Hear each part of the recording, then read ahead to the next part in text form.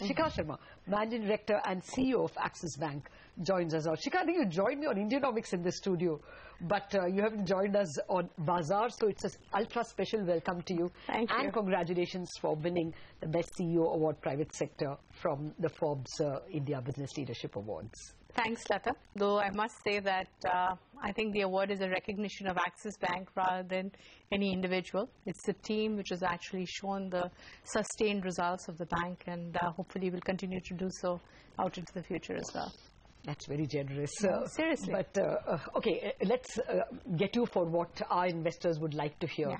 You know, we've got this bit of bad news coming in quick succession, very weak numbers coming in globally, right, as well as this IIP number being a disaster for the second consecutive month, coming in practically no growth, 0.4.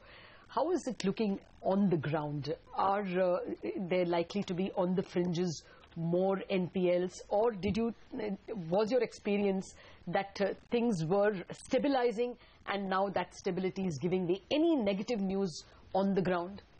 Lata, to be honest, we're not seeing any negative signs. I think it's unfair to expect a magic wand and things to change because sentiment has changed. But clearly we are seeing more optimism in industry. Markets are back, so companies have an opportunity to redo their financial structure or access equity markets. That helps. Clearly, some sectors are beginning to see growth. So the auto and the commercial vehicle sectors actually held up reasonably okay. Consumer spending has held up reasonably okay if you leave aside the real estate sector, which has remained kind of soft. So we don't really see any worrying signs on the ground. And if anything, we're beginning to see the first signs of conversation of people saying if growth sustains, will there be marginal capacities which will get put up. That I'm sure will show up in the numbers only in a couple of quarters, but net, we're not seeing any negative sentiment. Okay, that's good to hear. Shikha, hi, good morning. Congratulations on the award. Thank you. Do you think the stress on asset quality is reducing for the sector as a whole? Well, if you look at the CRISIL ratings, it seems to suggest that corporate health is improving. If companies have a chance to restructure the balance sheets, and as growth begins to come back, hopefully at some point interest rates come off or at least stay stable, I think we have an opportunity to see the worst of credit costs behind us. And certainly when we look at the delinquency numbers, it seems to suggest that the worst is behind. So it will probably show up in the NPA numbers at some point in the future. Well, I want to ask something more specific. You know, when the financial bailout packages were announced for SEBs, I don't know if you're a party to any of these, but the condition was that future tariff hikes will happen along with raw material costs. Is that happening at all? So we were not involved in lending to SEBs. However, since we do have exposure to the power sector, we do track what's happening to power tariffs. Last year, you did see power tariff announcements by a lot of states. We haven't seen so much in the last couple of quarters, but I think we have to wait and watch and see what happens. Well, the other thing I wanted to ask you was about this Cabinet Committee on Investments. Very sensibly, the new government kept that entire team going, and we understand that they are giving a lot of approvals. We heard about a lot of environment and forest approvals. But are things changing on the ground? You know, if one is given, there are still a slew of things at the state government level and refinancing of those projects. You know, are those projects moving in spite of seemingly some approvals coming? We are seeing movement on projects. We've definitely seen some of the large projects getting their clearances and going back into continuing to invest on the capital side. You know, the issues around coal continue to be complex. So coal and gas is still an issue which one hopes there will be a resolution on, maybe in a few quarters from now. But on the clearance front, I think that process has worked well. Continues. If coal and gas is not moving and therefore power is not moving, what is? Roads are moving?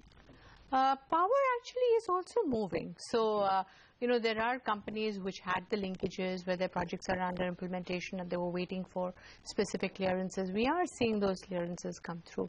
So, projects in implementation stage, we are seeing them progress, Lata. Okay. The raw material supply issue still needs to be resolved. Okay.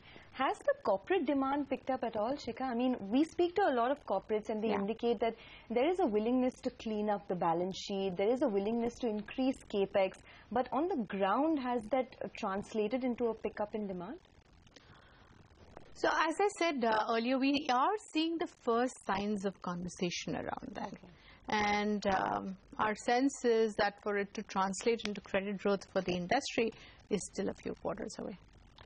Okay, but industrial bank loan growth is in single digits now. There's a base effect issue as well. Yes, there is. So if you correct for the base effect issue, we were projecting credit growth of 13 to 15%, which is, yes, not great, but it's not too bad either. But is 13 also happening for the industry, even if you correct? It may happen for you, but is it happening for the industry? Because even if you correct for the base, how much will it come? By March, we think it's going to be 13 to 15 based on our projections. And we're talking about industry numbers here, Lata, not Axis numbers. Okay, fair enough. What about retail growth then? We were speaking with IndusInd Bank a couple of days ago, and they indicated that, or a couple of weeks ago rather, and they indicated that the CV sector, is on the pickup mode. So that's one product that's doing well. But what is the sense you're getting about retail growth? Exactly what I said earlier. We are seeing auto and CV pick up. Homes, we haven't seen any significant trend shift.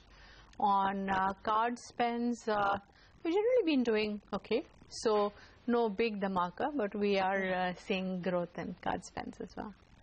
What's the strategy for you at Axis itself? Where will your accent be? Will it be on retail? What's going to be your growth area for, say, the next 12 months?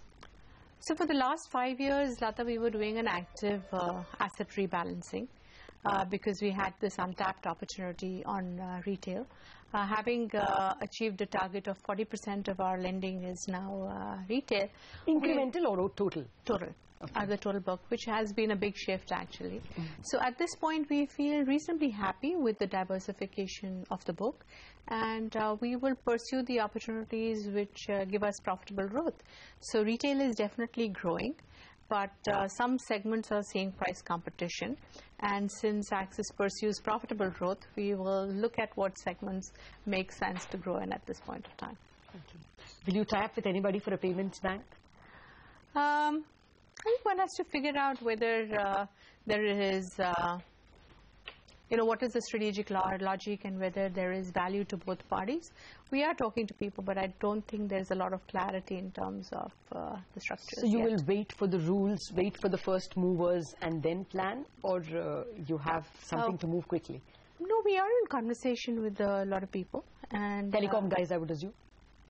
Telecom and others as well. The logic for why you need to set up a separate payment bank needs to get clear in the first place. Partnerships for payment infrastructure, definitely. We have a strong payment franchise, as I'm sure we've talked to you about earlier, both on the corporate and retail side. So we would continue to invest in that as a bank and look at partnerships wherever it makes sense for both partners. All right. We have to talk margins. I'm not asking you to reveal your second quarter margins. But SBI has sounded the bugle, as it were. They have cut their one-year rates, the big category. Is that the trend? Have they been bold and others will follow? So SBI has cut rates in one particular tenure category. But it's a big category. May not be the biggest category in which they get deposits. So in terms of actual cost of funds, I think we'll have to wait and watch. Definitely, one of the things we're saying is that while no rate cuts have happened, liquidity in the market has been comfortable. So, there are no unnecessary or irrational pressures on banks, and especially with credit growth not picking up, I guess banks will rebalance what they need to do on the deposit side. What it means on margins, again, we've always said that margins is a function of credit, demand-supply balance, and also is a function of health of bank balance sheets. So banks will need to make sure that their balance sheets are strong enough and therefore not compete irrationally. Okay. What would your thoughts be on how the macro setup could pan out from here on? I mean, since morning we've been speaking to a lot of economists who believe that at least in Q2, the GDP could be sub 5%. Are you looking at something like that as well, even all through FY15? So, last year, Q2, we had the fillip on exports, which is not going to happen this year. So, I wouldn't give you a projection for quarter by quarter, but for the year as a whole, we are still projecting that growth will be around the 5.5% mark. Okay. So Some people, JPM has brought it down to 5.1, but let's see. No, we are a little more optimistic than that. Yeah. Okay. Now, I just wanted to complete that margins argument. You said personally for yourself that the worst of credit costs are behind you. Other private sector banks have told us similarly. So, are we, for the industry, at least for the private banking space, going to see an improvement in margins?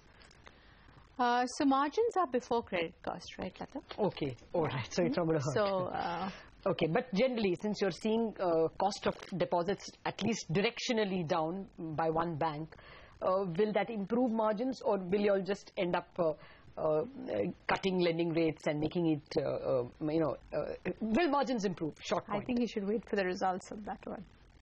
Okay. All right. That's an important mystery. We will, of course, look forward to what there is in the results. Shikha Sharma, it was a pleasure speaking with you. Thank you very much for joining us, and congratulations yet again to you and to everyone at Axis Bank for winning that Forbes Award.